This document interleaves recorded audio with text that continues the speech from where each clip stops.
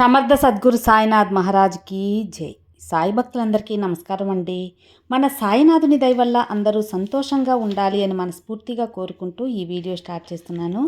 ఇక ఈరోజు వీడియోలో మనం చూడబోయేది ఏంటంటే, తల్లి కన్నీటి మనసుతో వెళ్ళకమ్మా, మంచే నిన్ను నడుచుకుంటూ నీ దగ్గరకు వస్తుంది, కొద్దిగా ఇది వినుబిడ్డ, నీకే అర్థమవుతుంది అని చెప్పి బాబాగారు మనకు ఒక మంచి సందేశం తీసుకొచ్చారండి. అది ఏంటి, ఏం చెప్పబోతున్నారని మన సాయినాథుని మాటల్లోనే విందామా? బిడ్డ, కన్నీటి కళ్ళతో బరువెక్కిన మనసుతో ఉన్నప్పుడే కదా ఒక్కొక్క గురువారం నన్ను చూసి, నా కళ్ళల్లోకి చూసి ఎన్నో ప్రశ్నలు అడుగుతున్నావు. నీ ప్రశ్నలన్నిటికీ సమాధానం చెబుతాను, కానీ వాటిని నువ్వే అర్థం చేసుకోవాలి. నా బాబా నన్ను మాత్రం గమనించటం లేదే అని ఎప్పుడు కూడా నువ్వు అనుకోవద్దమ్మా. నీ ప్రతి మాట నేను వింటూనే ఉంటాను, నీ ప్రతి కదలిక నేను చూస్తూనే ఉంటాను, నీ అన్ని ప్రశ్నలకు తప్పకుండా నేను బదులిస్తూనే ఉంటాను. ఇక నుంచి ఏది కూడా నీకు కావలసిన సమయంలో వెంటనే వస్తాయి. ఇక నుంచి ఆలస్యం కాదు తల్లి, నీకైన కాలం వచ్చేసింది, అందుకైనా దారి ఏర్పరిచేశాను. నీ ప్రతి కోరిక నేను తీరుస్తాను. నీకు నీ బాబా ఉండగా దేనికి కూడా ఒరగనవసరం లేదు. జీవితంలో నీ దిగులు ఆరుదల ఎవ్వరూ లేరు అని బాధపడకు. ఎవరు లేకున్నా, ఎవరు ఉన్నా సరే, నిన్ను పుట్టించిన ఈ సాయిని ఉన్నాను కదా, నీ తండ్రి స్నానంలో ఉన్నాను కదా, అప్పుడు నీకెందుకు బిడ్డ దిగులు? వాళ్ళన్నారు వీళ్ళన్నారు అని వాళ్ళ మాటలకు బాధపడకు. ఆఖరికి నీ మనసు చెప్పేది కూడా నువ్వు వినవద్దు. నీ మనస్సాక్షి చెప్పేది మాత్రమే విను. ఎందుకంటే ప్రతిరోజు నీ మనస్సాక్షితోనే కదా నేను ఎక్కువ బంధం కలుపుకుంటున్నాను. నువ్వు కోరిన దానికంటే నీకు ఏది మంచిదో, ఏది చెడ్డదో, ఏది ఇస్తే నీకు అనుకూలంగా ఉంటుందో అని ఆలోచించేది నేనే. నీ మనసాక్షితోనే నేను మాట్లాడతాను. నువ్వు మొక్కుకున్న ఆశీర్వాదాన్ని నీకు అందిస్తాను. నువ్వు ఎక్కడికి వెళ్ళినా సరే నీతో వచ్చేది నీ బాబానే.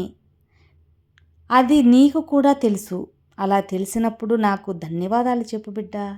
నువ్వు నన్ను నమ్మావంటే నేను ఎప్పటికీ నిన్ను వదలను. ఎంత పెద్ద సమస్య అయినా సరే నీ బాబా నేను తీరుస్తాను. ఆ నమ్మకంతో నువ్వు ఉండు, తప్పక నీకు ఆ నమ్మకాన్ని నేను గెలిపిస్తాను. నీ నమ్మకాన్ని నెరవేర్చే బాధ్యత నాది. మనసు అలజడిగా ఉన్నప్పుడు ఒంటరిగా ఉండు. మనసుకు గాయం ఎవరైనా చేసినా, నొప్పించినా మౌనంగా ఉండు. ఈ రెండిటిని అలవాటు చేసుకుంటే ఎంతో మంచి జరుగుతుంది నీకు. నీ ఒంటరితనం, నీ మౌనం నీకు శక్తిని చేకూరుస్తాయి. విధి అనేది నిన్ను వదలదు. ఈ సాయి దగ్గర ప్రార్థనలు పెట్టిన పేరుతోనే పెడుతూనే ఉండు, తప్పక నెరవేరుస్తూనే ఉంటాను. నువ్వు నా దగ్గర కోరిన ప్రార్థనలకు అభిషేక ఆరాధనలు ఏం చేయనవసరం లేదు. కానుకలు, పరిహారాలు నాకు చెల్లించవలసిన అవసరం లేదు. నువ్వు మనసారా కళ్ళు మూసుకొని నా దగ్గర ప్రార్థన చెయ్యి. ప్రార్థన ఒక్కటి చాలమ్మా. నమ్మకంతో చేసిన ప్రార్థన నాకు ఎంతో ప్రీతికరం. నీ అన్ని కోరికలు నీ నమ్మకమే నీకు గెలిపిస్తుంది. నీ కోరికలన్నీ నెరవేరుస్తాను. నీ ప్రార్థనలన్నీ నేను ఎప్పటికీ ఆపను, అన్నిటినీ జరిపిస్తాను. నీకు వీలైనంత వరకు ప్రార్థనలు చేస్తూనే ఉండు. నీ కోరిక నెరవేరేందుకు ప్రార్థించు తల్లి. నెరవేరిన తర్వాత ధన్యవాదాలు బాబా అని నాకు చెప్పుకో, ఎంతో సంతోషిస్తాను. కాబట్టి నువ్వు ప్రార్థనలు పెట్టడం మానవద్దు, నిలపవద్దు. నీ జీవితంలో ఎత్తుకి ఎదగడానికి ఈ ప్రార్థనలు నీకు ఎంతగానో ఉపయోగపడతాయి. నీ అన్ని ప్రార్థనలు నేను వింటూనే ఉంటాను. నీ అన్ని సమస్యలను నేను పరిష్కరిస్తూనే ఉంటాను. కాబట్టి కన్నీటి కళ్ళతో, బరువెక్కిన గుండెలతో వెళ్ళవద్దమ్మా. నీ మనసు ప్రశాంతంగా కొంచెం తేలికపరచుకో. నీ కాలం వచ్చేసింది. ఇది నీకు అనుకూలమైన కాలం. నీకన్నీ చేరే కాలం. నీ చేతుల్లో పెట్టే కాలం దగ్గర పడింది. ఈ సాయి పలుకులకు వినగలుగుతున్నావంటే నీకు నా ఆశీర్వాదం ఉందని అర్థం. మంచి ఎప్పుడూ నమ్మకంతో ఉండు.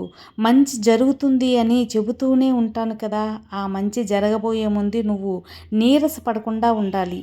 అసంతృప్తిని నీ దగ్గరికి కూడా రానివ్వకు. అసంతృప్తి చెందావంటే మనసు ఎంతో బలహీనమైపోతుంది. కాబట్టి ధైర్యంగా నమ్మకంతో ఉండు, అంతా మంచే జరుగుతుంది.